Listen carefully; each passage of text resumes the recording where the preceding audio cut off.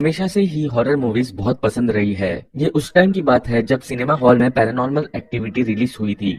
मैं अपने दो दोस्त जेम्स और एंडी के साथ मूवी देखने गया। मुझे कहने की जरूरत नहीं है, पर हम ये मूवी देख के एक्साइटेड हो गए थे। किसी घर में शिफ्ट होते ही एबनॉर्मल गतिविधियों का होना, इस मूवी के कंसेप्ट ने हमें बहुत एक्साइटेड कर दिया था। एक शाम को एंडी और मैं जेम्स के घर स्लीप ओवर के लिए गए थे।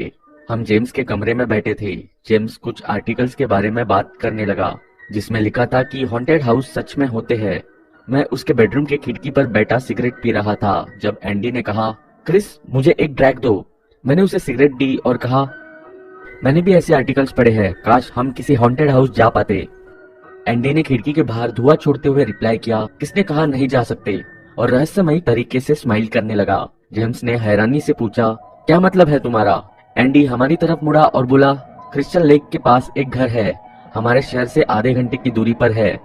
लोग कहते हैं कि वो घर हॉन्टेड है। जेम्स अपना सर खुजाते हुए बोला, ओह तुम उस मिलार्ड हाउस की बात कर रहे हो। मैं इस जगह के बारे में कुछ नहीं जानता था, तो मैं उन्हें बीच में रोककर कहा, कौन सा घर? मिलार्ड कौन है? जेम्स उसी समय अपने बेड से उठा और अपना लैपटॉप ऑन किया। उसने कुछ सर्च किया और फिर कहा, हाँ मैं सही कह रहा था, मैंने इसी जगह के बारे में पढ़ा है। इस घर की बहुत भयानक कहानियां रही है। बहुत साल पहले यहाँ मिलार्ड नाम का एक आदमी रहता था। उसकी बहुत सुंदर बेटी थी, पर वो आदमी बहुत सख्त था और कभी भी अपनी बेटी को घर से बाहर जाने नहीं देता था। एक दिन उसे पता चला कि उसकी बेटी का अफेयर उनके डाकिया के साथ चल रहा है। मिस्टर मिलार्ड को बहुत गुस्सा आया और उन्होंने अपना आपा खोते हुए अपनी बेटी को सीढ़ियों से नीचे ढकेल दिया। उसकी बेटी की रीढ़ की हड्डी टूट गई और फिर वो कभी इंसानों की तरह नहीं चल पाई। लोग कहते हैं कि वो पूरे घर में कुत्ते की तरह रेंगती हुई चलती थी। इस घटना के एक हफ्ते बाद आते जाते लोगों ने पुलिस को फोन कर बताया कि उस घर से बहुत गंदी स्मेल आती है। जैसे ही पुलिस घर में घुसी, उन्होंने मिस्टर मिलार्ड की डेड बॉडी सीढ़ियों से नीचे गिरी मिली। उसने सीढ़ियों से गिर के अपनी गर्दन तोड़ ली थी। उन्हें उसकी बेटी की डेड बॉडी उसके बेड से मिली। मैंने मुस्कुराते हुए पूछा, इसमें डरावना क्या है? शायद उस बेटी ने अपने बाप से बदला लिया होगा और फिर अपने आप को ही मार दिया होगा। जेम्स मुझे बड़ी आंखों से देखते हुए बोला, फॉरेंसिक रिपोर्ट के मुताबिक उसकी बेटी 20 मार्च को दोपहर 1 बजे अपने बेड पे मरी थी और मिस्टर मिलार्ड की डेथ 20 मार्च को ही रात को 1 बजे बताई गई। किसी के जबरदस्ती घर में घुसने का कोई निशान नहीं था।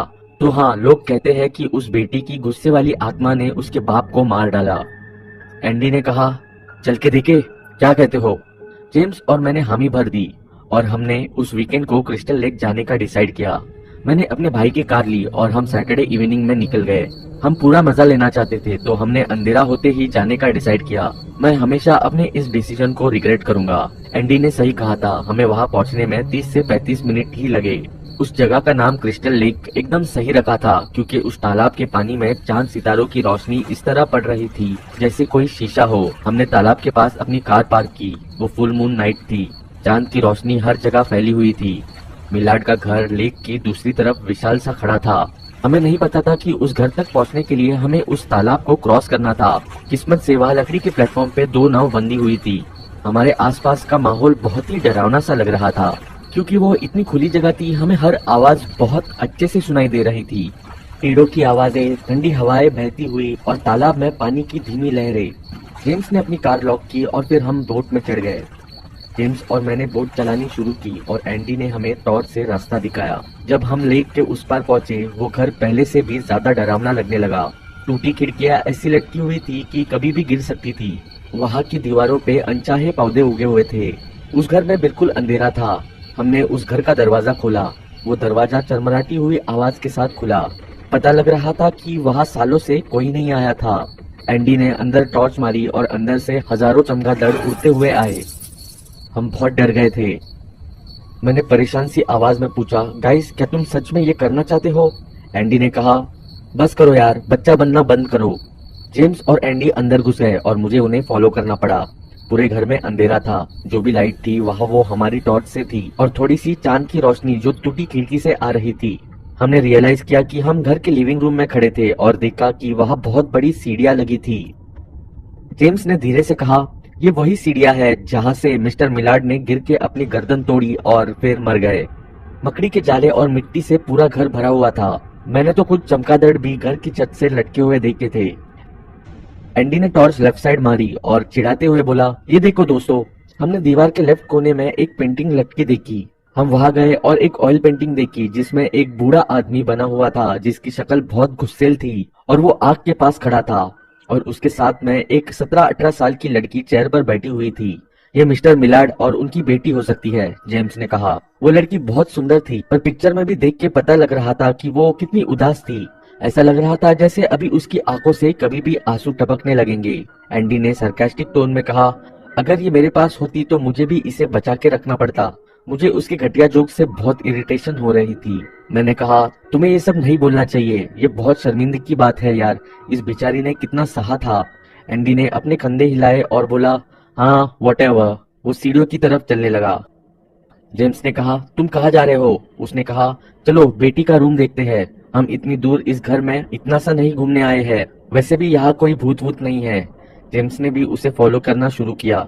मैं भी मुड़ के उनके साथ जाने लगा पर अचानक मुझे किसी के हंसने की आवाज आई। मैं रुका और बोला, गाइस क्या तुमने वो सुना? जेम्स ने कहा, क्या सुना क्रिस? इससे पहले मैं बता कि मैंने क्या सुना, मुझे एंडी की ऊपर से आवाज आई, अब ऊपर आओ, बिना बात का ड्रामा करना बंद करो।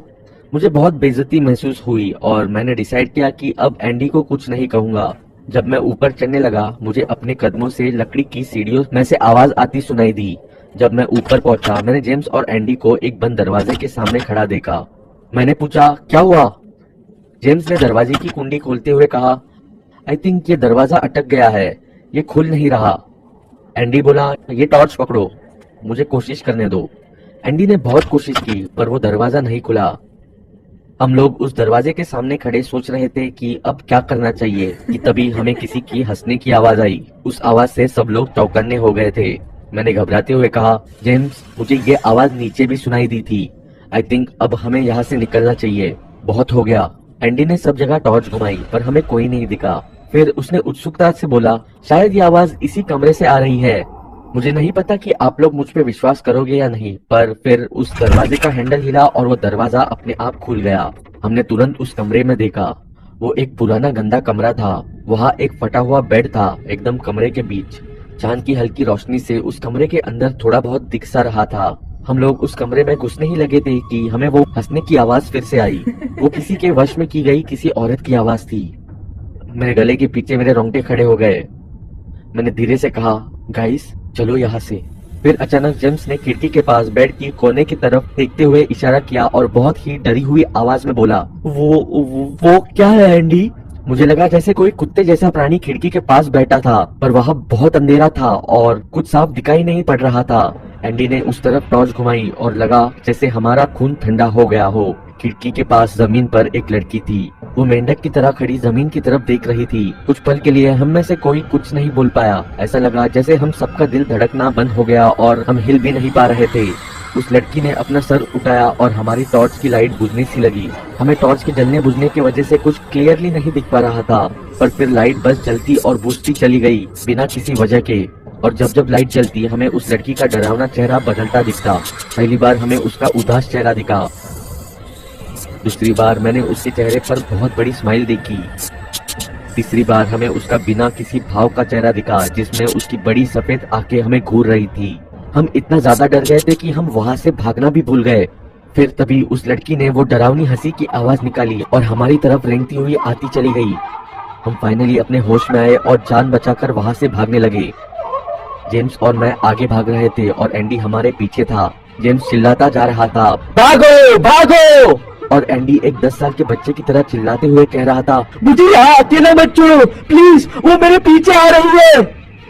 हम मेन डोर पर पहुंचकर एंडी का वेट करने लगे। हमने देखा कि एंडी आधी सीढ़ियां उतर चुका था और वो लड़की उसके एकदम पीछे जानवरों की तरह भागती आ रही थी। किसी तरह हम सब लोग उस घर से निकलते ही बोट में कूद गए।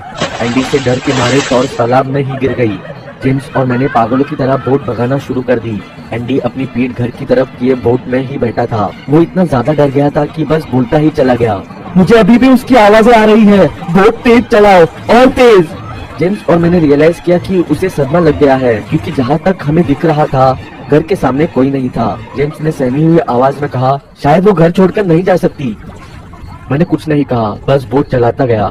मुझे अभी तक नहीं पता कि उस रात हम घर कैसे पहुँचे, पर इस घटना के बाद किसी भी हॉन्टेड हाउस की बात सुनता हूँ तो पसीना छूटने लगता है।